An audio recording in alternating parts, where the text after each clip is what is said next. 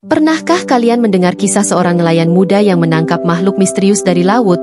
Seekor duyung yang menjadi awal dari konflik besar di sebuah desa kecil? Cerita ini penuh dengan drama, penyesalan, dan perjuangan untuk memperbaiki kesalahan demi menjaga keseimbangan alam. Dari godaan keuntungan besar, pengkhianatan, hingga momen haru saat sang duyung akhirnya kembali ke laut. Kisah ini akan membawa kita pada pelajaran penting tentang cinta terhadap lingkungan. Sebelum kita mulai, jangan lupa untuk subscribe channel Cerita Nova ini. Semoga kalian yang mendengarkan cerita ini diberi pahala, rezeki yang lancar, kebahagiaan, dan kemudahan dalam hidup. Amin.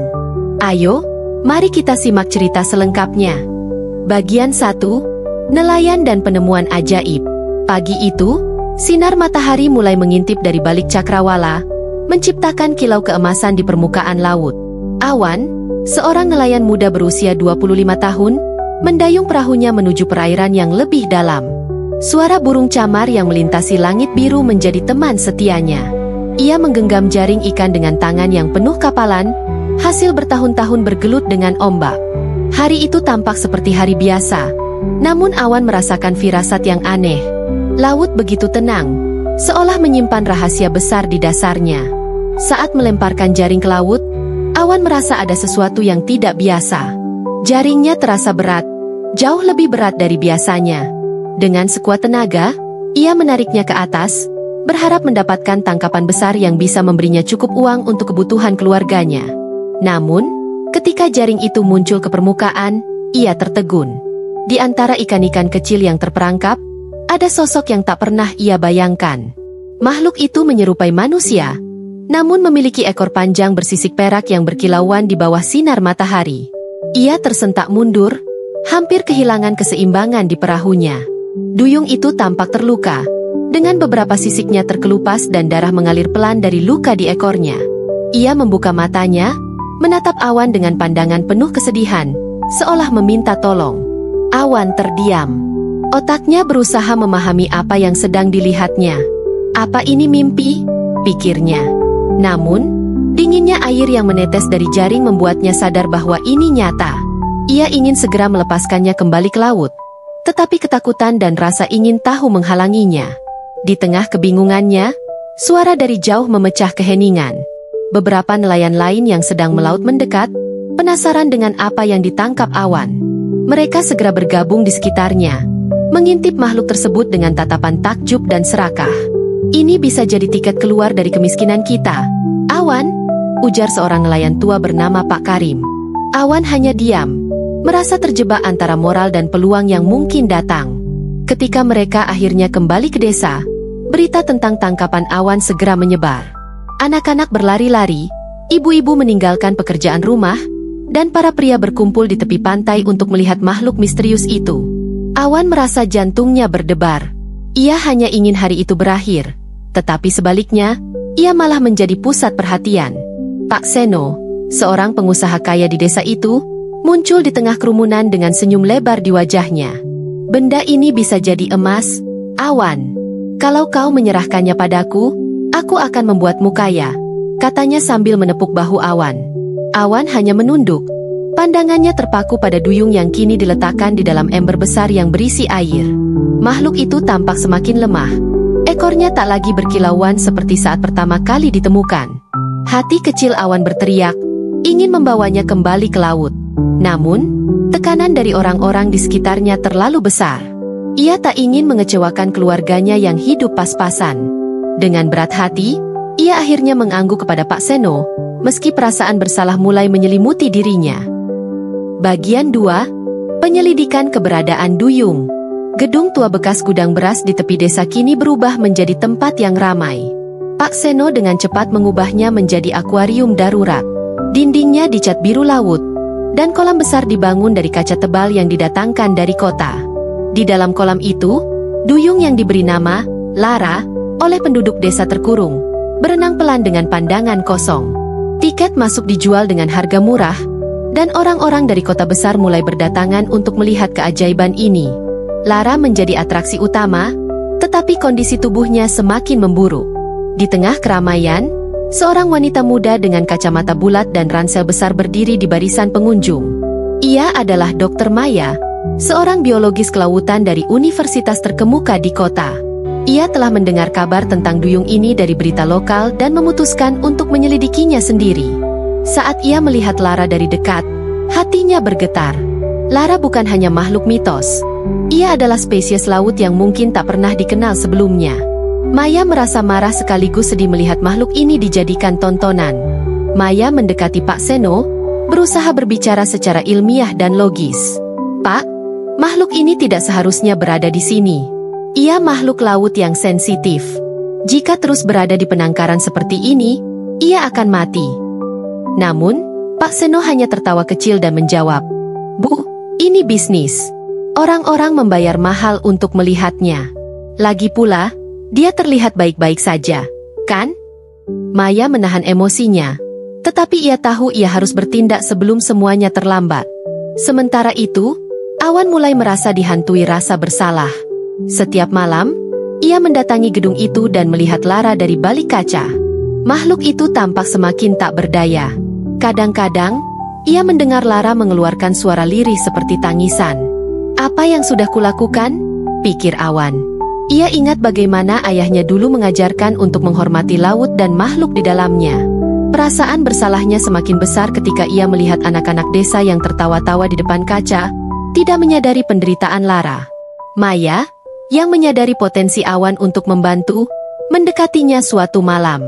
"Awan, aku tahu kau orang baik. Aku bisa melihatnya dari caramu memperhatikan Lara. Kita harus menyelamatkannya sebelum semuanya terlambat," ujarnya. Awan, yang awalnya ragu, akhirnya mengakui bahwa ia juga ingin menyelamatkan Lara. Namun, ia takut pada Pak Seno dan pengaruhnya yang besar di desa itu. Maya berjanji akan membantunya, meski ia tahu ini bukan tugas yang mudah. Rencana mulai terbentuk. Maya menghubungi tim penelitiannya di kota, sementara Awan mengumpulkan keberanian untuk melawan tekanan dari warga desa. Namun, waktu terus berjalan, dan kondisi Lara semakin memburuk. Pak Seno, yang kini meraup untung besar, mulai merencanakan untuk membawa Lara ke pameran besar di kota. Awan tahu, jika Lara dibawa ke sana, maka peluang untuk menyelamatkannya akan hilang selamanya. Ia harus bertindak, dan ia harus bertindak cepat. Bagian 3. Luka hati duyung. Hari-hari berlalu, dan gedung bekas gudang itu semakin ramai dengan pengunjung. Pak Seno telah berhasil mengubahnya menjadi wisata modern di desa pesisir harapan. Namun, Lara, duyung malang itu, terlihat semakin lemah. Kulit di sekitarnya yang dahulu berkilauan kini tampak kusam, dan ia seringkali hanya diam di dasar kolam kaca. Pengunjung mungkin hanya melihatnya sebagai tontonan menarik, tetapi bagi Awan, setiap tatapan Lara seperti jeritan yang meminta pertolongan. Setiap malam, Awan berkunjung secara diam-diam ke gedung itu. Ia duduk di pojok ruangan yang gelap, menatap Lara dari balik kaca. Hatinya hancur ketika melihat makhluk itu nyaris tidak bergerak. Hanya sesekali menggerakkan ekornya yang kini terlihat kaku. Ia teringat kembali bagaimana Lara menatapnya dengan mata penuh kesedihan saat pertama kali ia tertangkap. "Ini semua salahku," pikirnya. Perasaan bersalah itu semakin menyiksanya setiap hari. Di sisi lain, Maya bekerja keras untuk mencari dukungan. Ia menghubungi rekan-rekannya di universitas dan organisasi lingkungan untuk membangun kasus hukum melawan Pak Seno. Namun, upayanya tidak mudah. Desa ini terlalu terpencil, dan tidak banyak yang peduli pada nasib seekor makhluk yang dianggap mitos. Sementara itu, tekanan ekonomi yang dirasakan penduduk desa membuat mereka terus mendukung Pak Seno. Mereka menganggap Lara sebagai berkat yang membawa uang ke desa. Suatu malam, Awan dan Maya bertemu di pantai. Dengan suara bergetar, Awan mengungkapkan penyesalannya. "Aku tidak tahu kalau semuanya akan jadi seperti ini. Aku hanya ingin membantu keluargaku. Tapi sekarang, aku merasa seperti monster." Maya menepuk pundaknya dengan lembut. "Kita masih bisa memperbaiki semuanya, Awan. Tapi kita harus bertindak cepat, sebelum Lara benar-benar mati di sana." Kata-kata itu menyalakan sedikit harapan di hati Awan, tetapi ia tahu risikonya besar. Di tengah kesedihan mereka, Lara mulai menunjukkan tanda-tanda kritis. Ia tidak mau makan, bahkan tidak lagi bergerak. Maya semakin khawatir. "Jika kita tidak membawanya kembali ke laut, ia tidak akan bertahan lebih lama," ujarnya kepada Awan. Namun, rencana penyelamatan mereka membutuhkan keberanian besar, karena Pak Seno tidak akan menyerahkan Lara begitu saja. Maya menyusun strategi, sementara Awan harus menghadapi rasa takutnya untuk melawan orang-orang yang lebih berkuasa darinya. Awan tahu, waktu Lara hampir habis. Ia memutuskan untuk bertindak, meskipun itu berarti harus menghadapi risiko besar. Aku yang menangkapnya, jadi aku juga yang harus menyelamatkannya, katanya kepada Maya. Dengan tekad yang mulai tumbuh di hatinya, Awan mempersiapkan diri untuk langkah besar berikutnya, menyelamatkan Lara dari tempat itu, apapun yang terjadi.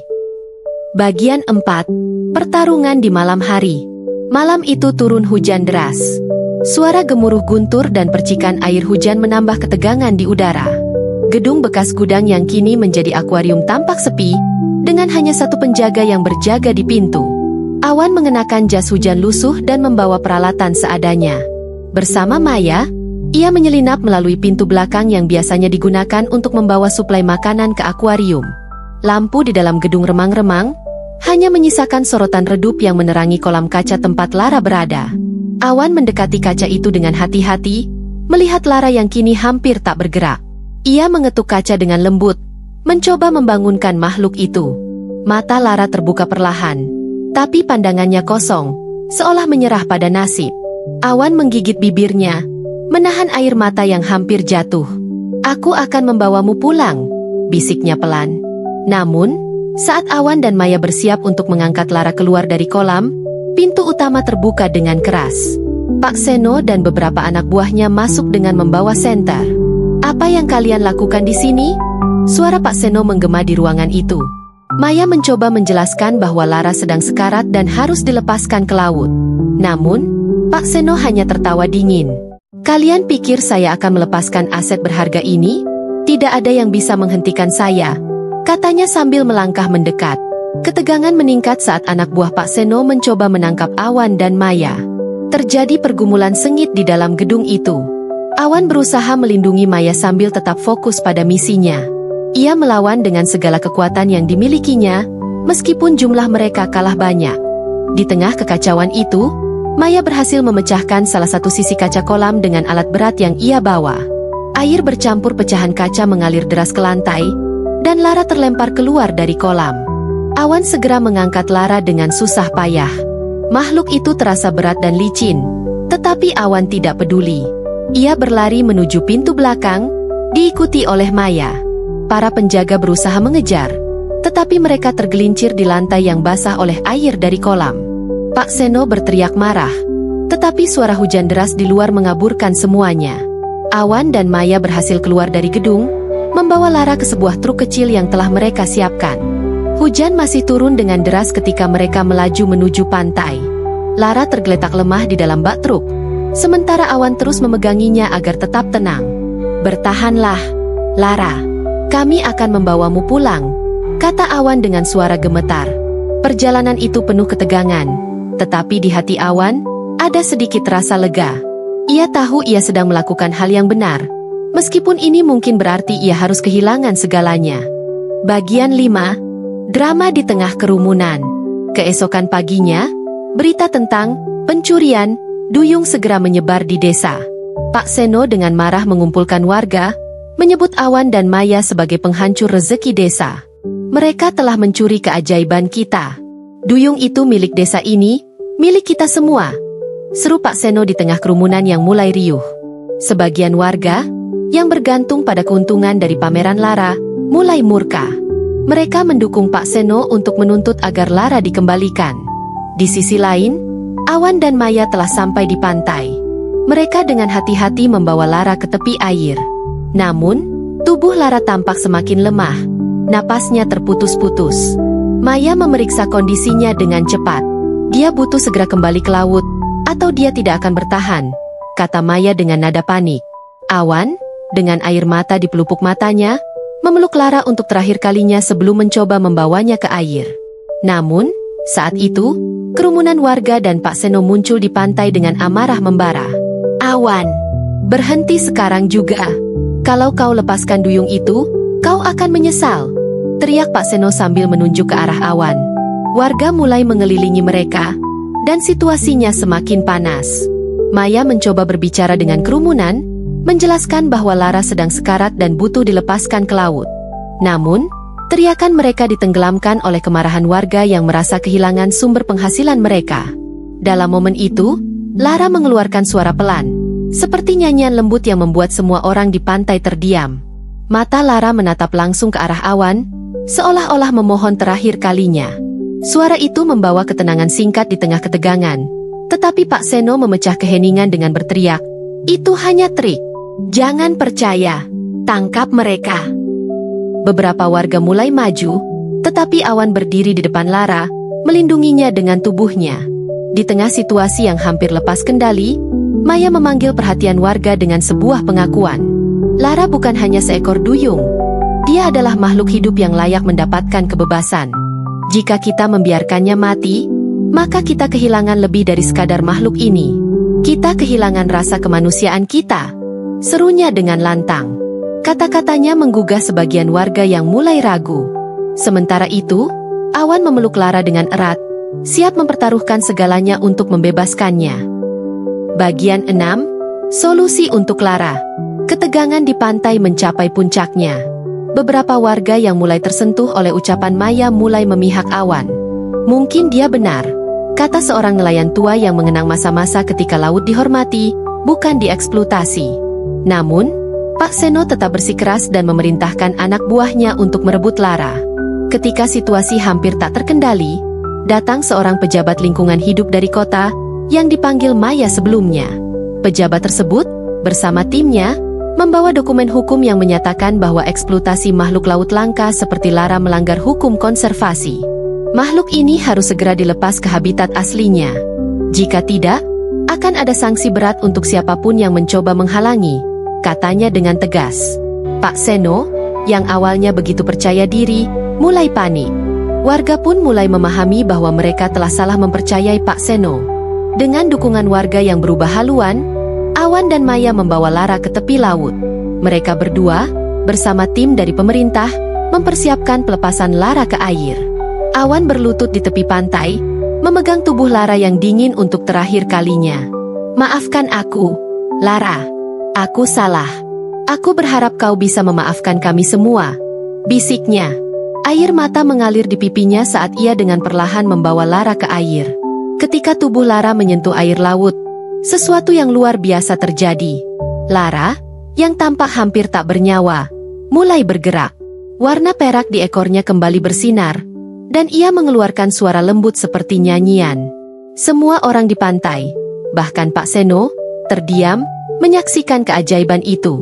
Dengan gerakan anggun, Lara berenang menjauh, menuju kedalaman laut yang menjadi rumahnya. Ombak yang mengiringinya seolah memberikan salam perpisahan. Bagian 7. Pelajaran dari laut. Setelah Lara pergi, pantai itu sunyi.